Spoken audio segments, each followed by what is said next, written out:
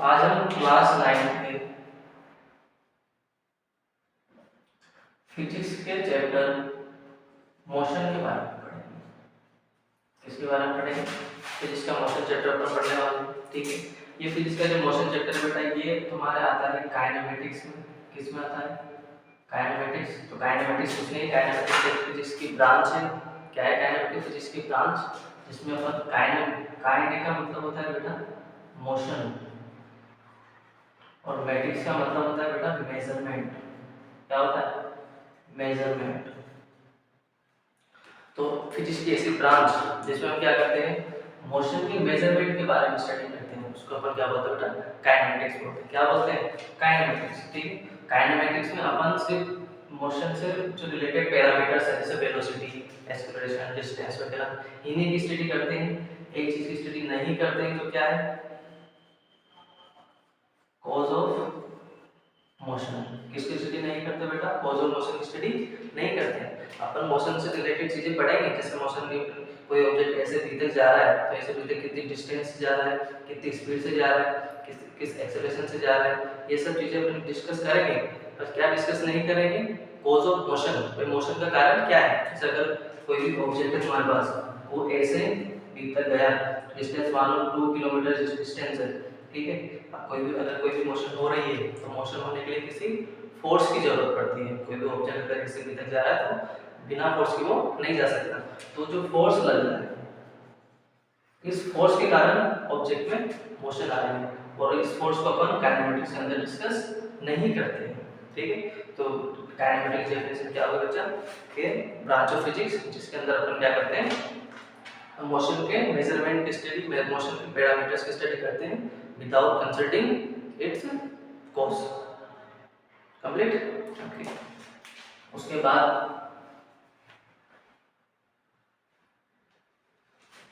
अब हम बात करेंगे मोशन और रेस्ट।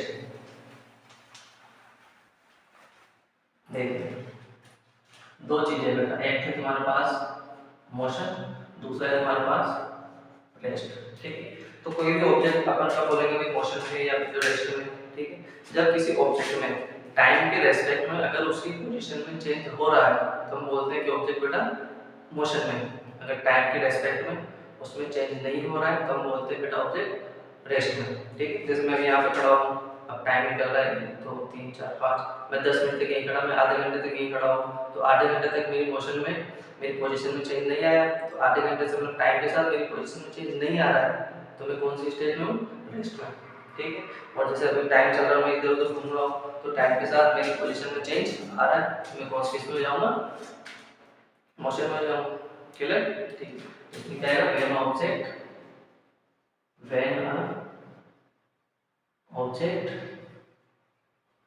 change its position,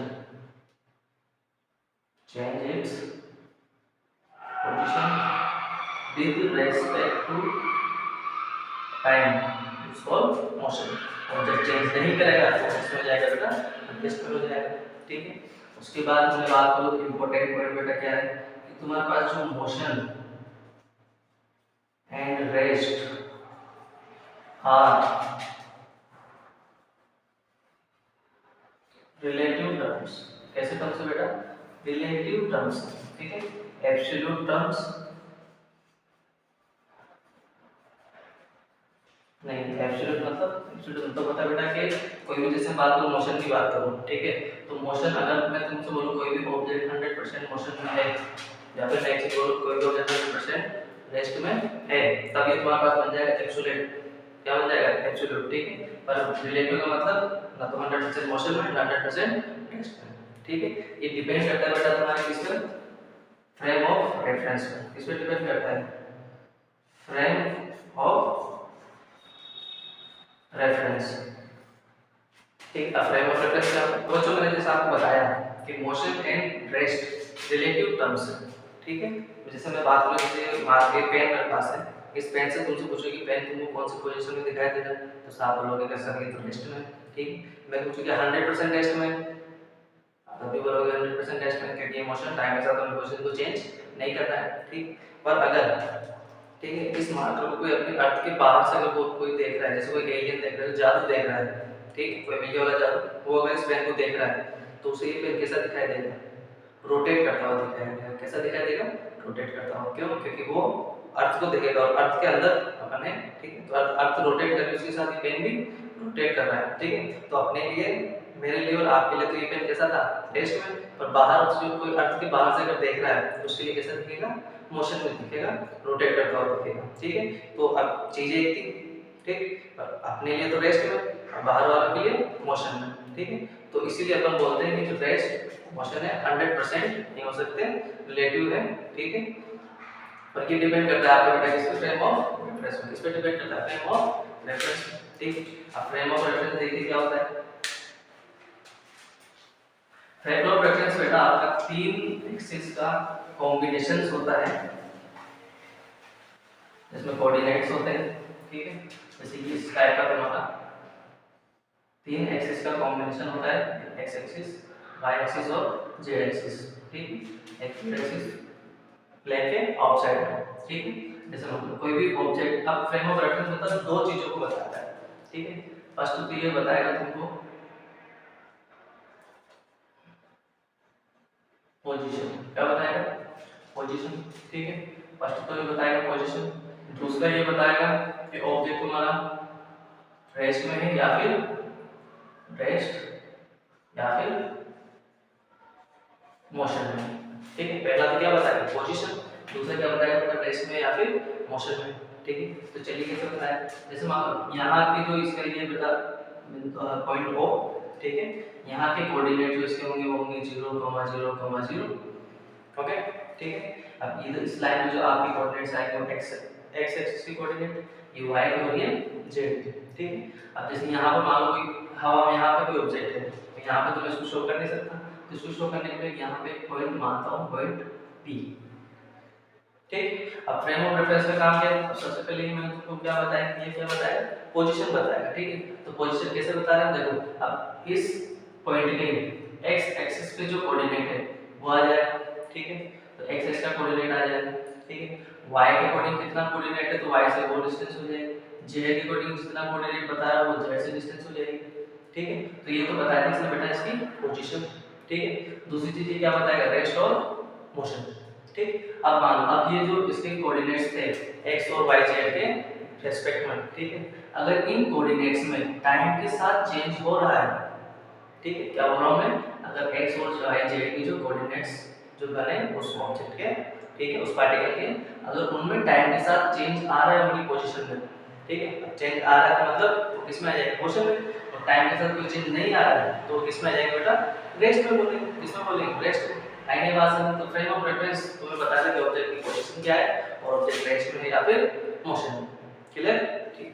अब हम बात करते हैं टाइप ऑफ मोशन। किसकी बात करें? Type of motion. तो बेटा बस हम बात करने वाले हैं टाइप ऑफ मोशन, ठीक है। Type of motion on the based on the direction. Direction के बेस पर मोशन कितनी टाइप की होती है उसकी बात करने वाले। तो डायरेक्शन के बेस मोशन होती है बेटा तीन टाइप की, ठीक है। तो फर्स्ट टाइप है तो 1D, 2D and 3D। 1 dimensional, 2 dimensional और 3 डायमेंशनल, ठीक है। अब हम लोग देखते हैं तीनों को क्या होता है। सबसे पहले अपन देखेंगे बेटा 1D मोशन। कौन सी? 1D। तो बेटा those motion that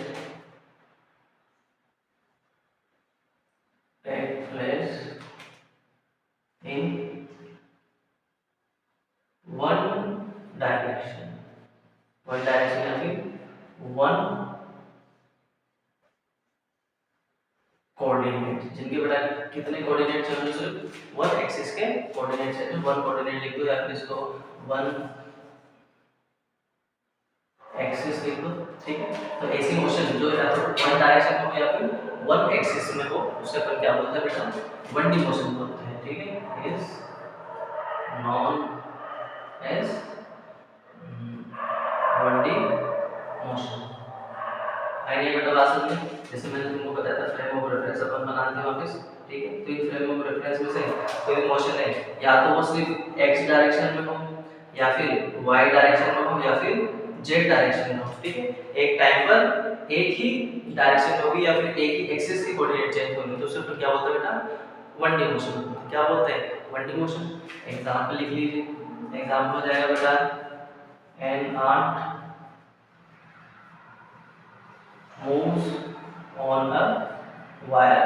कोई भी एक चीज है, जैसे कोई भी वायर है, उस पे आर्ट मूव कर रही है, ठीक है। तो ये तुम्हारे पास क्या हो जाएगा बेटा, वन डायरेक्शन में मोशन करेगी तो कौन सी मोशन हो जाएगी, वन डी मोशन, ठीक है।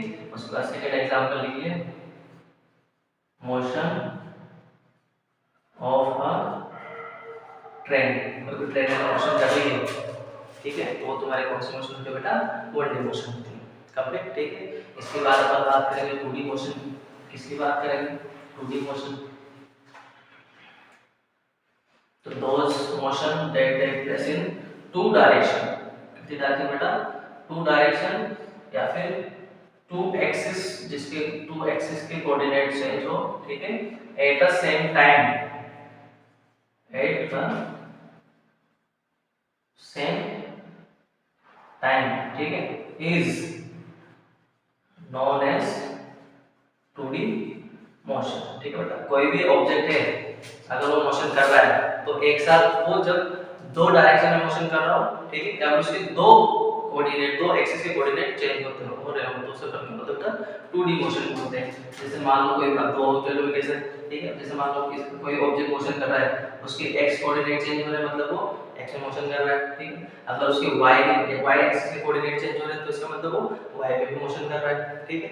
अब वैसे जैसे मान लो बेटा कोई भी अगर पार्टिकल है, अगर एक्स में करता तो अपन वन डी, वाई में करता तो तब भी वन डी, ठीक है। अगर एक्स वाई दोनों में कर रहा है, जैसे कोई ऑब्जेक्ट इस प्लेन में मोशन कर रहा है, ठीक है, तो यहाँ से सीखा बेटा एक्स कोऑर्डिनेट भी चेंज हो रहे हैं, वाई कोऑर्डिनेट भी चेंज हो रहे हैं, ठीक है। तो एक साथ दो कोऑर्डिनेट, टू एक्सिस के कोऑर्डिनेट चेंज हो रहे हैं, इसका मतलब वो कोई मोशन कर रहा है बेटा, टू डी मोशन कर रहा है। कौन सी कर रहा है, टू डी, ठीक है। अब इसका एग्जांपल देखो आप, एग्जांपल हो जाएंगे इसके सर्कुलर मोशन, ठीक है, या फिर दूसरा एग्जांपल हो जाएगा प्रोजेक्टाइल मोशन।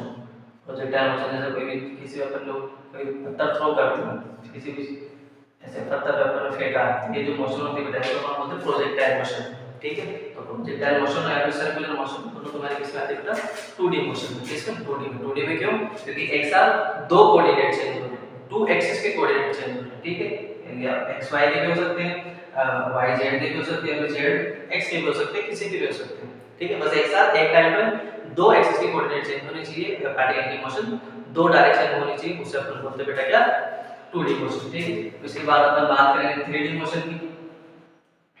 तो those motion that take place in three direction या फिर थ्री एक्सिस, इसके चेंज हो at the same time is known as three D motion, ठीक है। जैसे कोई भी ऑब्जेक्ट है वो अगर एक साथ तीन डायरेक्शन में मोशन कर रहा है तो उसके तीन कोऑर्डिनेट, तीन एक्सिस के कोऑर्डिनेट क्या हो रहे हैं बेटा, चेंज हो रहे हैं, तो उसे अपन क्या बोलते हैं, थ्री डी मोशन बोलते हैं। क्या बोलते हैं, थ्री डी मोशन। जैसे मान लो कोई भी ऑब्जेक्ट है, उसके एक्स के भी कोऑर्डिनेट चेंज हो रहे हैं, वाई के भी कोऑर्डिनेट चेंज हो रहे हैं और जेड के भी कोऑर्डिनेट चेंज हो रहे हैं, ठीक। अब एक्स वाई जेड में तुमको पता है तो एक्स ये तो प्लेन में और जेड तुम्हारा कहां है, प्लेन के आउटसाइड तरफ, ठीक है। अब जैसे कोई भी ऑब्जेक्ट मान लो यहां पर है, यहां पर रुका हुआ है, तो यहां से क्या होगा, एक्स की भी चेंज होगी, वाई की भी चेंज होगी और जेड की भी चेंज। यहां बता हवा कोई भी चीजें लेकर फ्लाई करती है, ठीक है, जैसे उड़ने वाली जो भी चीजें, जैसे अब फ्लाइंग बर्ड में लिख दूं,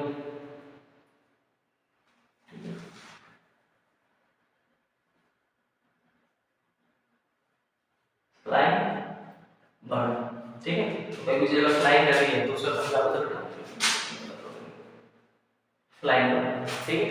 कोई भी चीज अगर फ्लाइंग बर्ड है, ठीक है, जैसे मच्छर है, मक्खी है, जो भी चीजें उड़ रही है, ये सब कौन सा मोशन करते होता, थ्री डी मोशन करते हैं। थ्री डी मोशन क्यों, क्योंकि तीनों कोऑर्डिनेट के तीनों डायरेक्शन में ये मोशन करती है और तीनों एक्सिस के कोऑर्डिनेट चेंज होते हैं, ठीक है। तो इसका कौन होता है, two D three D motion, ठीक है। तो डायरेक्शन के बेस पे अपन ने मोशन पढ़ी बेटा, वन डी, टू डी और three D. One D motion क्या होगी, जिसमें एक टाइम पर एक एक्सिस के कोऑर्डिनेट चेंज हो रहे हैं तो सब लोग बोलते हैं वन डी। अगर एक टाइम पर दो एक्सिस के कोऑर्डिनेट चेंज हो रहे हैं तो उसे अपन क्या बोल देंगे, टू डी। और अगर एक टाइम पर तीन एक्सिस के कोऑर्डिनेट चेंज हो रहे हैं तो उसे अपन क्या बोलेंगे, थ्री डी मोशन बोलेंगे। एग्जांपल में सब आपको बता दें, ठीक है। अपन बात करते हैं फिजिकल क्वांटिटी की। किसकी बात करते हैं, फिजिकल क्वांटिटी।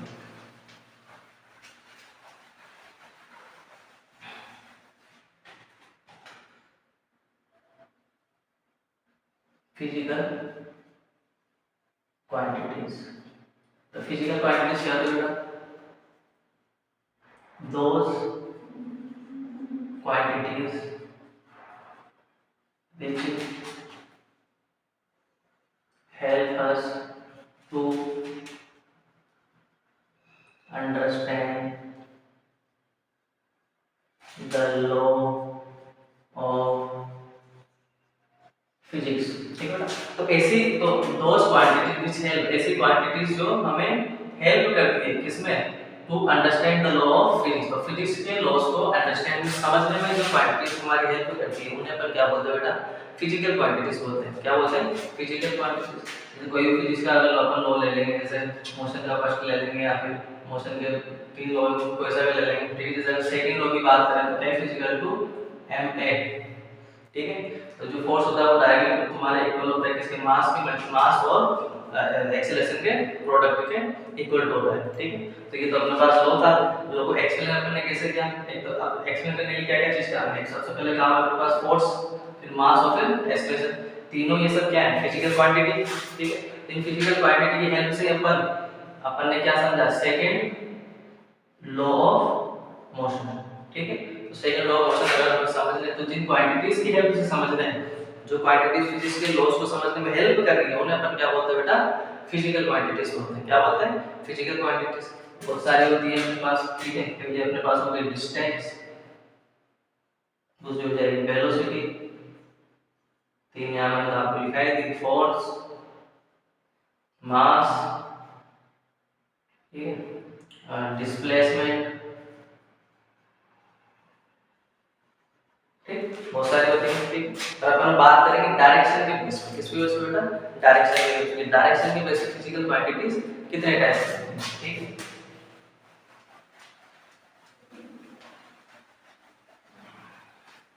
तो डायरेक्शन के बेस पे बेटा फिजिकल क्वांटिटी होती है दो टाइप की। पहली होती है तुम्हारे पास स्केलर, स्केलर क्वांटिटी, और दूसरी होती है बेटा तुम्हारे पास वेक्टर क्वांटिटी। कौन सी होती है?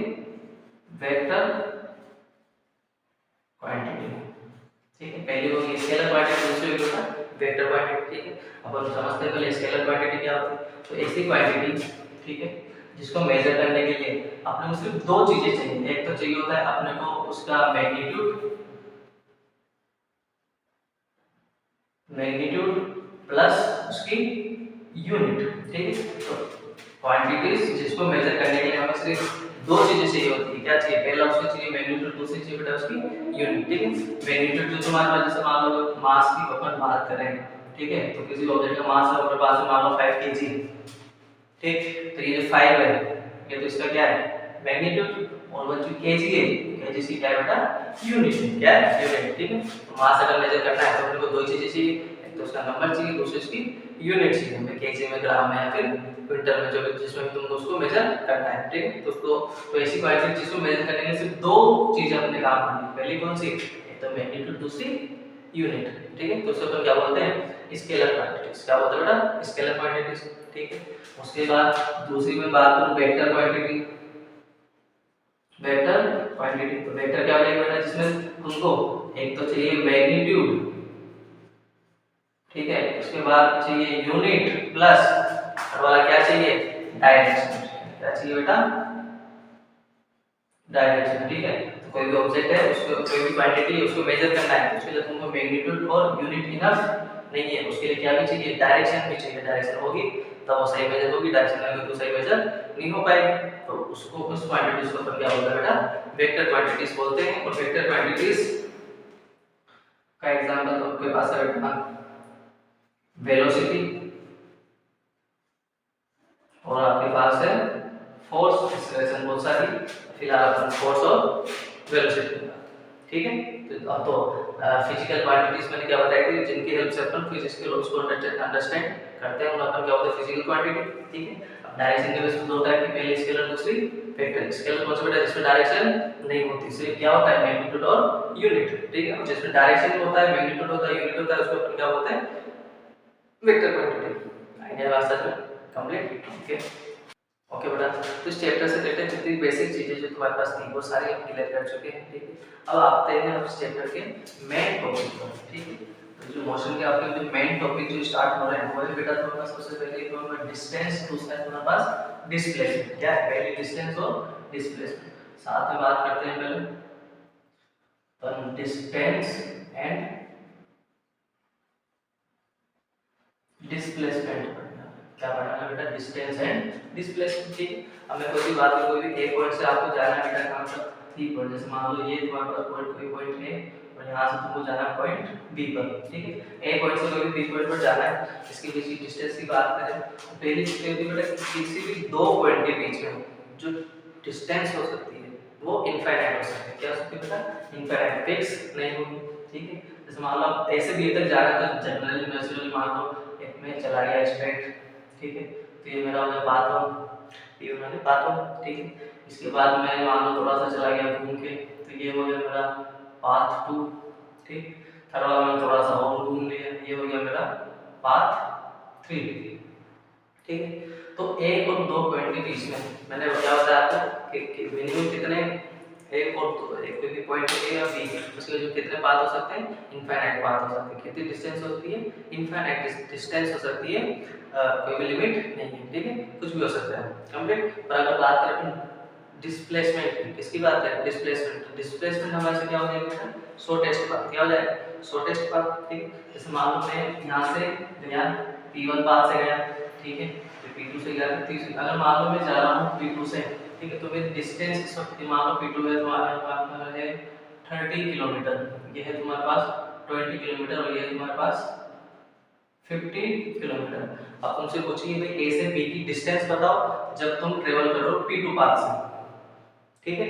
जब P2 पाथ से ट्रेवल करूंगा तो डिस्टेंस कितनी आएगी? 30 किलोमीटर, ठीक है। अगर P3 से जाऊंगा, पाथ 3 से जाऊंगा तो डिस्टेंस कितनी आएगी? 50 किलोमीटर। तो ये जो चीज होगी जो मैं आपको P1 से जाता हूं तो 20, तो ये चीज मैं आपको बता रहा हूं कि दो पॉइंट के बीच में डिस्टेंस फिक्स नहीं हो सकती, इनफाइनाइट हो सकती है, ठीक है। और उसी तरह पाथ भी इनफाइनाइट हो सकते हैं डिस्टेंस में, ठीक है।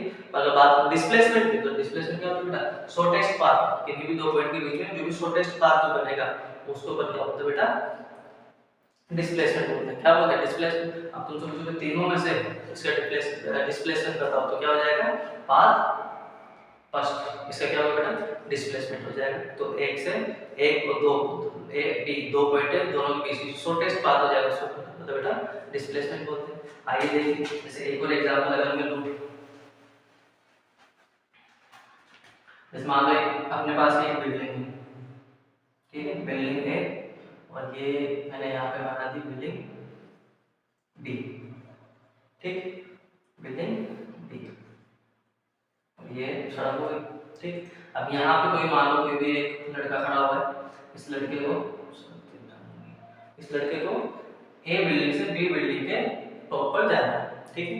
तो नेचुरली ये क्या करेगा? पहले लिफ्ट से स्टेयर से नीचे आएगा, ठीक है। फिर रोड क्रॉस करेगा, फिर लिफ्ट से ऊपर जाएगा, फिर यहाँ पर पहुंचेगा, ठीक है। तो ये जो चला पाथ जो ट्रेवल किया, ठीक है, ये पाथ इसका क्या है? डिस्टेंस।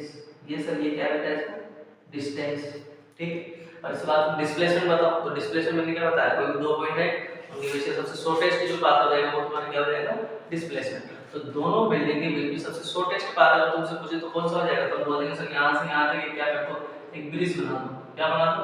ब्रिज। तो ये जो ब्रिज बनेगा ये तुम्हारा क्या हो जाएगा? सबसे शॉर्टेस्ट पाथ हो जाएगा और ये तुम्हारा क्या बन जाएगा? डिस्प्लेसमेंट बन जाएगा, क्योंकि दो पॉइंट को तुम मिला रहे हो तो सबसे शॉर्टेस्ट पाथ है उसको क्या बोलते हैं? डिस्प्लेसमेंट बोलते हैं। क्या बोलते हैं? डिस्प्लेसमेंट। आइए बात तो ये तुम्हारा क्या बन गया बेटा? डिस्प्लेसमेंट, ठीक है। तो डेफिनेशन लिख लेते हैं, पहले अपन डिस्टेंस लिखते हैं, पहले अपन डिस्टेंस पढ़ेंगे फिर क्या पढ़ेंगे? डिस्प्लेसमेंट, ठीक है। तो डिस्टेंस डिस्टेंस क्या होता है बेटा?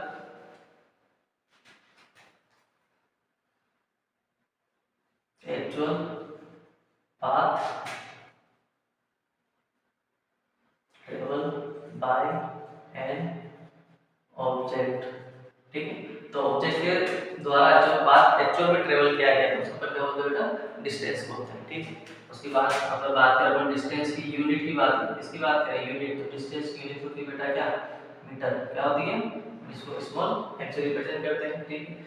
उसके बाद करें अपन क्वांटिटी, तो जो बेटा डिस्टेंस है ये कैसी क्वांटिटी बेटा? Scalar quantity. कौन सी quantity? Scalar quantity. Scalar quantity में आप लोगों को पढ़ा चुका हूं। स्केलर क्वांटिटी क्या होती है? जिसमें डायरेक्शन होती है नहीं होती?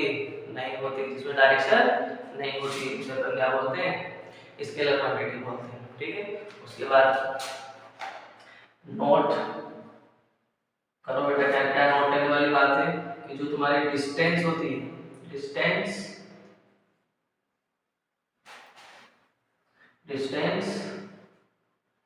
Never be negative.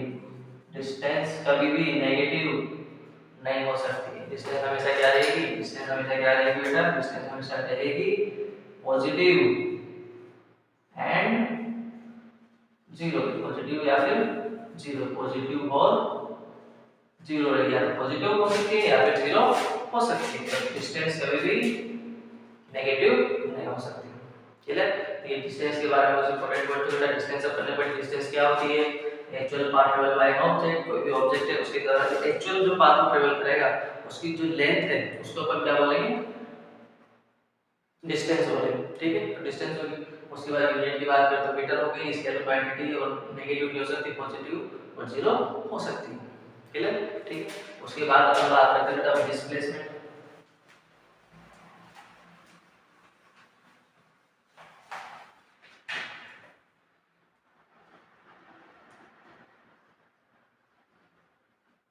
डिस्प्लेसमेंट, तो डिस्प्लेसमेंट क्या होता है बेटा?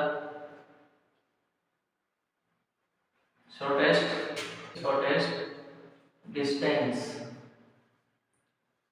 Between two points. ठीक, कोई भी दो पॉइंट है उनके बीच की सबसे शॉर्टेस्ट पाथ उसे अपन क्या बोलते हैं? डिस्प्लेसमेंट बोलते हैं। क्या बोलते हैं? डिस्प्लेसमेंट। ठीक है, समझा चुका हूं अच्छे से। उसके बाद अगर बात है बेटा यूनिट की, तो डिस्प्लेसमेंट की यूनिट होती है बेटा मीटर। ठीक है, उसके बाद करें क्वांटिटी, तो कैसी क्वांटिटी बेटा? Vector quantity. कैसी क्वांटिटी है? Vector quantity. क्यों? इसमें किसकी जरूरत पड़ती है? डायरेक्शन की जरूरत पड़ती है। किसकी जरूरत पड़ती है? डायरेक्शन। ठीक है, उसके बाद नोट वाली चीज देखो, क्या नोट करना है इसमें? तो हमारे पास बेटा डिस्प्लेसमेंट है, डिस्प्लेसमेंट। ठीक है, क्या हो जाएगा? कैन बी नेगेटिव, पॉजिटिव और जीरो। डिस्प्लेसमेंट क्या हो सकता है बेटा? नेगेटिव भी हो सकता है, पॉजिटिव भी हो सकता है और जीरो भी हो सकता है। ठीक, तो जो डिस्टेंस थी वो हमेशा क्या थी? वो हमेशा पॉजिटिव या फिर जीरो, और नेगेटिव कभी नहीं हो सकती। तो डिस्प्लेसमेंट आपका नेगेटिव भी हो सकता है। ठीक है, चलिए, तो अपन ने पढ़ लिया डिस्टेंस, पढ़ लिया अच्छे से, अपन डिस्प्लेसमेंट पढ़ लिया। तो अपन क्या करेंगे? न्यूमेरिकल्स करेंगे। क्या करेंगे? न्यूमेरिकल्स। ठीक है,